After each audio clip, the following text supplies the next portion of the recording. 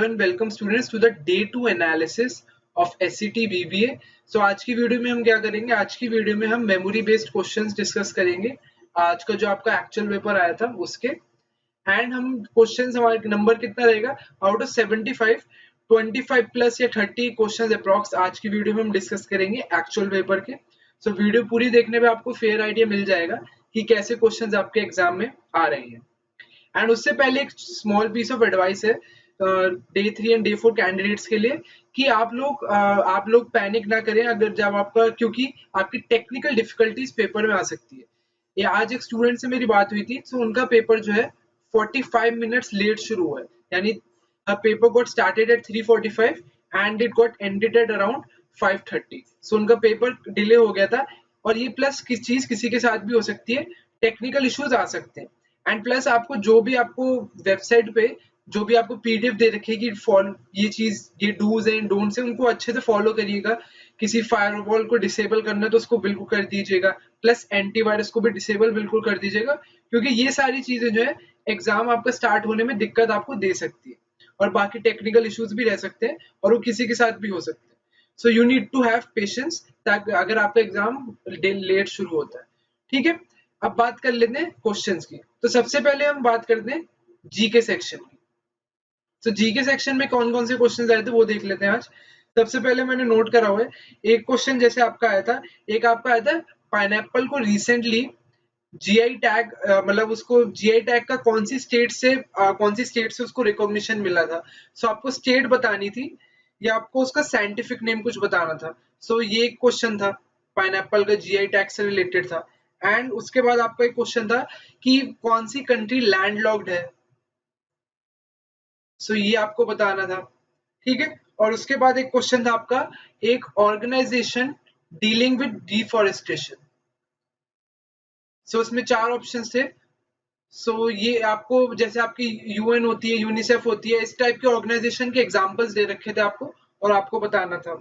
उसके अलावा आपसे सिंपल से क्वेश्चन आए थे कि एमएसएमई की फुल फॉर्म, ठीक है, जो कि micro and small medium enterprises होती है वो। उसके बाद आपका आया था कि चाइना में इंडियन मूवी, कौन सी इंडियन मूवी जिसने काफी जो मोस्ट पॉपुलर रही है, या हिट इंडियन मूवी चाइना की कौन सी रही है अब तक की। सो उसका आंसर था आपका दंगल। ये तो सबको पता ही होगा।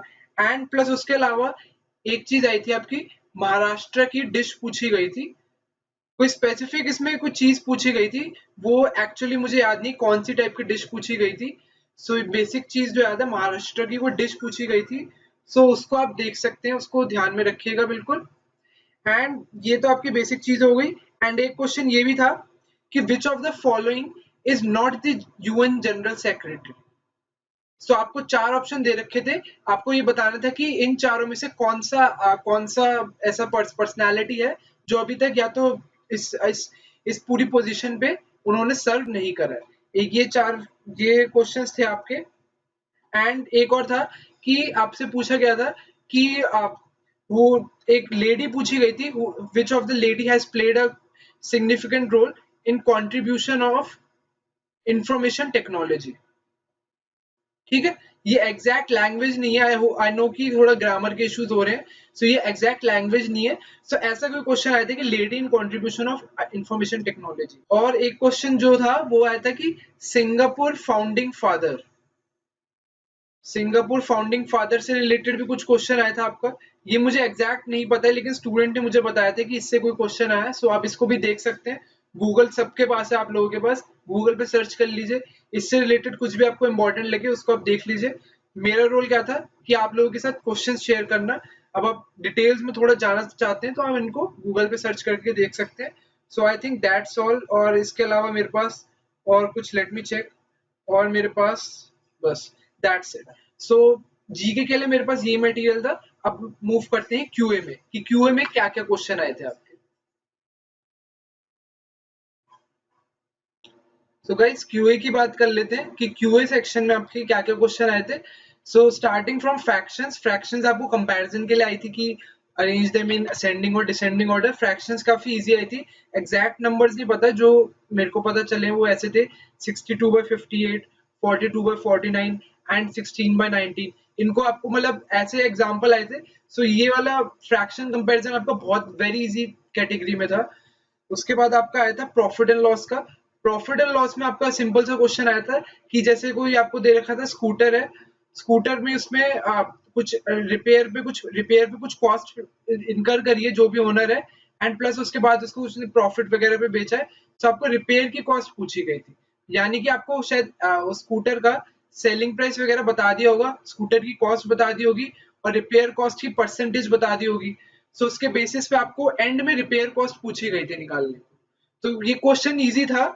सो फिगर्स वगैरह मेरे पास इसकी नहीं आ पाई है। उसके बाद रेशियो की बात कर लेते हैं। रेशियो एंड प्रोपोर्शन में क्या क्वेश्चन आया था? रेशियो एंड प्रोपोर्शन में क्वेश्चन आया था कि आपको 3 क्लासेस ऑफ पीपल दे रखी थी, यानी कि upper class, middle class and lower class people they रखे थे। उनके उनके आपको नंबर ऑफ पीपल दे रखा था कि जैसे मान लीजिए इसमें कोई भी नंबर है, इतने इतने नंबर ऑफ पीपल है, और इसके अलावा उनका वेजेस का रेशियो दे रखा था कि ये इनका वेजेस का रेशियो है।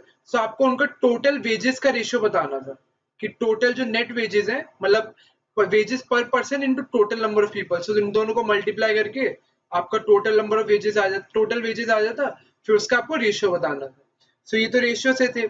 फिर उसके बाद बात कर लेते हैं time speed and distance. Time speed and distance से जो क्वेश्चन आया था वो अगेन इजी आया था। टाइम स्पीड एंड डिस्टेंस में आपको दिया था कि कोई आपको 12 किलोमीटर पर आवर की आपकी कोई ट्रेन है, सो वो 600 मीटर्स ट्रैवल कितनी देर में करेगी, ऐसा कुछ था। उसकी लेंथ भी दे रखी थी। सो टाइम स्पीड डिस्टेंस में काफी इजी क्वेश्चन आए थे। उसके बाद बात कर लेते हैं आपका कॉइन्स से रिलेटेड आए थे। आपका पीएनसी से रिलेटेड जो क्वेश्चन आए थे वो देख लेते हैं। आपका आया था कि कॉइन जो है वो 8 टाइम्स टॉस करा गया। ठीक है, coin is being tossed 8 times. So इसके कितने नंबर ऑफ आउटकम्स होंगे? सो ये बहुत इजी क्वेश्चन था, 2 की पावर 8। ठीक है, और उसके अलावा आपका क्वेश्चन आया था एवरेजेस से। एवरेजेस में आपको क्वेश्चन था कि केएल राहुल की एवरेज, केएल राहुल प्लेयर है, सो उसकी आपको एवरेज कुछ दे रखी थी, इतने इतने पर ओवर की एवरेज दे रखी थी, शायद 35 रन पर ओवर या कुछ ऐसी एवरेज दे रखी थी। एंड उसके बेस पे आपको कुछ मैचेस की, ये कुछ मैचेस के बारे में बता रखा था, एंड आपको बताना था कि 8th अप टू 8th शायद ये है, एंड टोटल का 9th का कितना होगा। सो मतलब वही आपको प्रीटी मच एवरेज का था, जैसे 35 इंटू 8 करके माइनस इसमें से 33 इंटू 7, ये जो भी करके आप जो भी टेक्निक यूज करते हैं एवरेज की वो। सो एवरेज का इतना कोई ज्यादा मुश्किल क्वेश्चन नहीं आया था, सिंपल से इजी क्वेश्चन आए थे। उसके बाद बात करते हैं आपका मिक्सचर एंड एलिगेशन से। मिक्सचर एंड एलिगेशन से क्वेश्चन क्या आया था आपका कि एक आता है कि gold is 19 times as heavy as a metal and copper is 12 times as heavy as metal. So उनको मिक्स करा हमने, सो उसका आपका क्या बना, 15 टाइम्स कुछ बना। सो एग्जैक्ट फिगर्स नहीं है, तो इसमें एलिगेशन से आप यूज कर सकते हैं। 19 12 15 रखा, मिक्सचर एलिगेशन से आ जाएगा। सो क्वेश्चन आप देख रहे हैं बहुत इजी आए थे। उसके अलावा अगर हम देखें कि एक और क्वेश्चन जो आया था आपका, नेक्स्ट पेज पे चलते हैं। आपका आया था मिल्क के रेशियो को, जैसे मिक्सचर है, मिक्सचर में कोई आपका वाटर का रेशियो जो है वो 5% दे रखा था। ठीक है, सो उसमें हमें दे रखा था वाटर का रेशियो 5% है।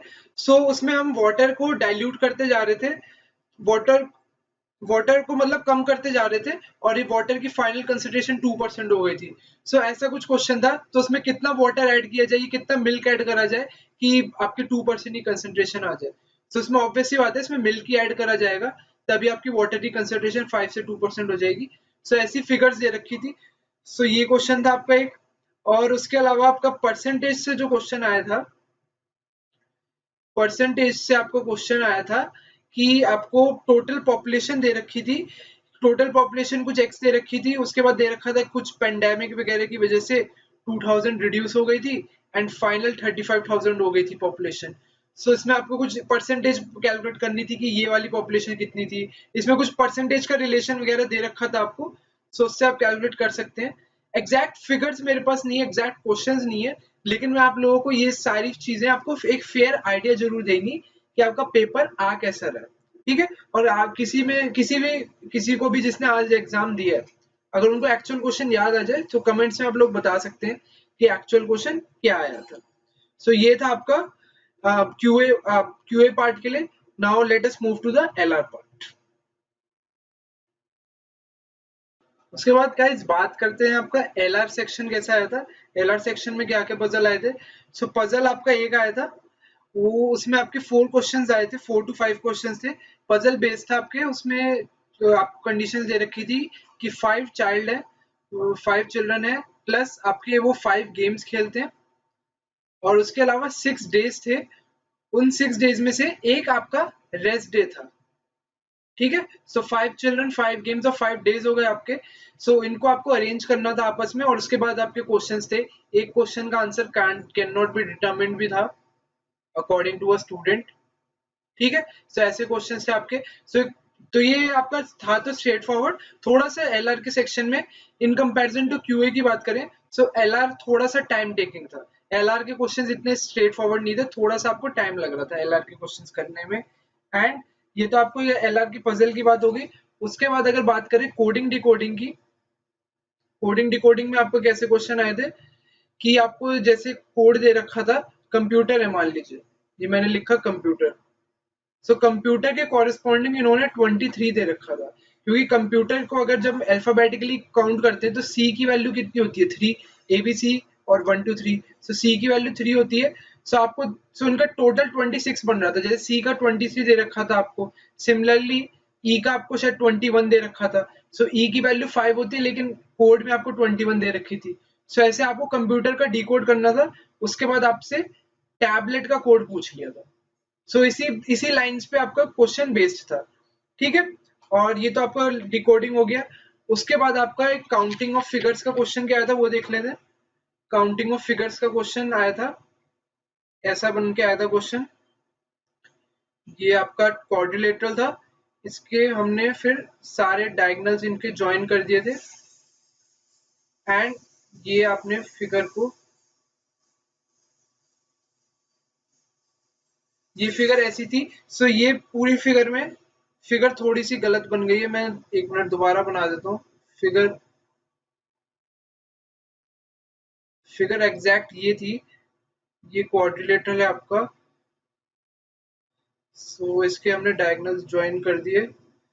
बैड हैंडराइटिंग के लिए माफ कर दीजिएगा, थोड़ी सी हैंडराइटिंग में इश्यूज आएंगे आपको। सो ये थी एग्जैक्ट फिगर। ठीक है, सो ये आपका एग्जैक्ट फिगर थी जो आपके आज के क्वेश्चन में आई थी। ये है आपका काउंटिंग ऑफ फिगर्स। ठीक है, सो ये क्वेश्चन थोड़ा सा, ये वाला जो पूरा डायग्राम है इसमें काउंटिंग करने में टाइम लगेगा, ये एकदम आपका डायरेक्ट या स्ट्रेट फॉरवर्ड का क्वेश्चन नहीं था। सो इसके बाद चलते हैं और क्या क्या क्वेश्चन आए थे। ये तो आपको काउंटिंग ऑफ फिगर हो गया। उसके बाद आपकी आई थी मिसिंग सीरीज। मिसिंग सीरीज से आपके 2 क्वेश्चन आए थे, दोनों क्वेश्चन देख लीजिए कैसे आए थे। Now these are not verified questions. ये 29 7 10 और इसके बाद आपका मिसिंग नंबर था। सो और सेकंड क्वेश्चन जो आया था आपका वो था कि 24 252 3120 एंड आपका आपका ये मिसिंग नंबर, और लास्ट में 823536। ठीक है, जिनका एक्चुअल में पेपर था वो लोग यहाँ पे कमेंट्स में बता सकते हैं कि एक्चुअल क्वेश्चन क्या आया था, ताकि और स्टूडेंट्स को हेल्प मिल जाए। सो ये तो था आपके मिसिंग सीरीज का क्वेश्चन। एलआर का अपने पजल देख लिया, काउंटिंग ऑफ फिगर हो गई हमारी। एंड अगर आप बात करें एनालॉजी, एनालॉजी का क्या क्वेश्चन आया था वो देख लेते हैं। एनालॉजी में आपका क्वेश्चन था कि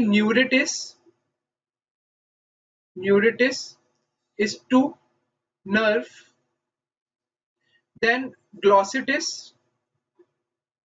is to। ठीक है, सो इसका करेक्ट आंसर जो ऑप्शन में था वो था टंग। ठीक है, neuritis is to nerve, so glossitis is to tongue. ये आपका इजी क्वेश्चन था। और उसके अलावा आपका जो एक पजल, जो पजल क्या मतलब आपका जो एक सिंबल बेस्ड या वेन डायग्राम बेस्ड क्वेश्चन था वो देख लेते हैं। वो आया था आपका, जैसे आपको ट्राइंगल्स दे रखी हैं। ठीक है, सो ट्राइंगल्स में आपको ये वाले 6 6 9 और मिडल फिगर आपको दे रखी थी 7। सिमिलरली यहाँ पे आपका था 71, ये आपका 14 और ये आपका 5 और मिडल में था आपका 30। सो ये आप ऐसी आपको 2 फिगर्स के बाद एक तीसरी फिगर दे रखी थी, उसके चारों जगह यहाँ पे कोऑर्डिनेट्स थे, तीनों वर्टिसेस पे और एक मिडल में। सो हमें पैटर्न देखना था।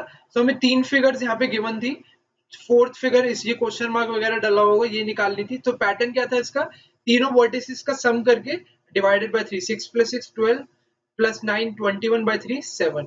सिमिलरली 71 + 14 85 + 5 90/3 30। सो ऐसे ही आपका तीसरा ट्राइंगल था, वो उसमें आपको बस आइडेंटिफाई करना था, दैट्स इट। ठीक है। और उसके बाद आपका आया था रैंकिंग से, आपके 2 क्वेश्चन आए थे। रैंकिंग से आपके 2 क्वेश्चन आए थे। एंड आपको मैं क्यूए पार्ट में एक चीज बताना भूल गया था, क्यूए पार्ट में आपका पीएनसी से भी क्वेश्चन आए थे, वो मैं पीएनसी में बताना भूल गया था। पीएनसी में आपके टीम फॉर्मेशन के क्वेश्चन आए थे। वो होता है ना कि आपको क्रिकेटर्स दे रखे थे, उसमें क्रिकेटर्स में से कुछ बैट्समैन वगैरह दे रखे थे, तो आपको कुछ नंबर ऑफ सेलेक्टेड, कुछ आपको जैसे 10 दे रखे हैं तो आपको 5 या 6 सेलेक्ट करने थे। सो ऐसे कॉम्बिनेशन बना के आपको टीम फॉर्म करनी थी। सो ये क्वेश्चन इजी आया था, स्टूडेंट ने जो मुझे बताया था। और एक क्वेश्चन और था क्यूए का जो मैं बताना भूल गया था, वो था डिजिट इंटरचेंज का, कि कोई आपको 2 डिजिट नंबर दे रखा था, 2 डिजिट नंबर की आपको डिजिट्स जो है वो इंटरचेंज कर दी थी। मतलब अगर नंबर एक्स वाई था तो नंबर ऑफ वाई एक्स बन गया था, और आपसे पूछा गया था कि जो नया नंबर वाई एक्स बना है इसकी डिजिट्स का डिफरेंस क्या है, या इन दोनों नंबर का डिफरेंस क्या है, ऐसा क्वेश्चन था। सो ये वाला क्वेश्चन में एक दो चीजें डेटा मिसिंग है थोड़ा। सो आप ऑप्शन से क्वेश्चन बिल्कुल डुएबल था। एंड आप अगर वो भी लगाते कि 2 डिजिट नंबर को हम 10x + y लिखते हैं, इंटरचेंज करने पे 10y + x लिखते हैं, अगर आप ये भी यूज करते इसमें, सो उससे भी एक क्वेश्चन हो जाता। So QA part was very easy. Similarly मैंने LR part was very easy. LR में I have covered everything what I know. ठीक है। सो एलआर में के लिए आपका यही था। अब लास्ट में बात कर लेते हैं वीए का। वीए के में क्या आया था आपके लिए। सो गाइस वीए की बात कर लेते हैं। वीए में आपका पेपर कैसा आया था। वीए में एज यूजुअल जो आपका कल का एनालिसिस था, कोई भी आपका पैरा जंबल नहीं आए थे, प्लस आपका आरसी आया था, वो थोड़ा बड़ा बड़ा आया था RC in comparison to yesterday. RC आपको किससे रिलेटेड था, जैसे आपका कोई स्टूडेंट्स ने जो मुझे बताया था कि ऐसा लग रहा था कि किसी बुक से कोई एक्सट्रैक्ट लिया हुआ उन्होंने एनवायरमेंट रिलेटेड। एंड लेकिन कल की तरह ही आपके 4 क्वेश्चंस थे इसमें, एंड क्वेश्चंस वर डायरेक्ट। सो आपको क्वेश्चन पढ़ के भी आप पैसेज पे जा सकते थे, उसको सर्च कर सकते थे कि पर्टिकुलर कौन कहाँ से पूछा गया। सो ये आरसी के लिए था। एंड आपका बात करें आपका ईडीएम्स वगैरह की, सो ईडीएम में आपका आया था bone to contention. So bone to contention आया था आपका, बोन टू कंटेंशन। एंड आपका एक राइवलरी वर्ड का यूसेज आया था, सेंटेंस में राइवलरी वर्ड का यूज करना था। और स्पॉटिंग ऑफ द एरर आया था लास्ट लास्ट डे की तरह। प्लस आपका सिनोनिम्स की बात करें तो सिनोनिम्स में आपका वर्ड आया था प्रोपिशिएट। प्रोपिशिएट। सो ये आपका वर्ड आया था सिनोनिम के लिए। सो इसका मीनिंग पूछा गया था। So guys this was all for the verbal part. I hope you like the video. आपको सेशन काफी अच्छा लगा होगा, काफी इंफॉर्मेटिव रहा होगा आपके लिए। सो आपको फेयर आइडिया लग गया होगा कि कैसे आपके क्वेश्चंस आ रहे हैं। डे 3 डे 4 के लिए आप एडिशनल अगर कुछ पढ़ सकते हैं तो क्या पढ़ सकते हैं। So this was all for the video. Thank you for watching the video, and if you are new to the channel, hit the bell icon and subscribe.